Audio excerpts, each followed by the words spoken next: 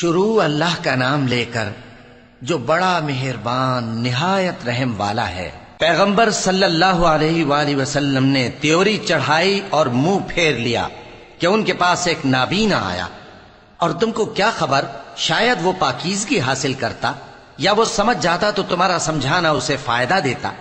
اب وہ جو پرواہ نہیں کرتا سو اس کی طرف تو تم توجہ کرتے ہو، حالانکہ اگر وہ نہ سنورے تو تم پر کچھ الزام نہیں۔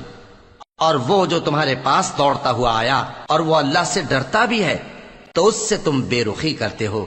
دیکھو یہ قرآن نصیحت ہے، پس جو چاہے اسے یاد رکھے، قابل ادب ورقوں میں لکھا ہوا، جو بلند مقام پر رکھے ہوئے اور پاک ہیں، ایسے لکھنے والوں کے ہاتھوں میں ہیں جو بلند مرتبہ اور نیکوکار ہیں۔ انسان مارا جائے، یہ کیسا ناشکرا ہے۔ اسے اللہ نے کس چیز سے بنایا؟ نطفے سے بنایا، پھر اس کا اندازہ مقرر کیا، پھر اس کے لیے رستہ آسان کر دیا، پھر اس کو موت دی سو اسے قبر میں پہنچایا، پھر وہ جب چاہے گا اسے اٹھا کھڑا کرے گا۔ کچھ شک نہیں کہ اللہ نے اسے جو حکم دیا اس نے اس پر عمل نہ کیا۔ تو انسان کو چاہیے کہ اپنے کھانے کی طرف نظر کرے۔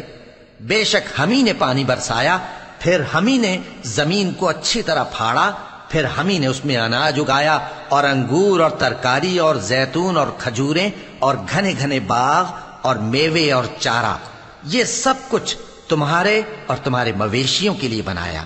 تو جب کانوں کو پھاڑنے والی آواز آئے گی اس دن آدمی اپنے بھائی سے دور بھاگے گا، اور اپنی ماں اور اپنے باپ سے، اور اپنی بیوی اور اپنے بیٹوں سے بھی۔ ہر شخص اس روز ایک فکر میں ہوگا جو اسے سب سے بے نیاز کر دے گی۔ اور کتنے چہرے اس روز چمک رہے ہوں گے، خنداں و شاداں، یہ نیکوکار ہیں۔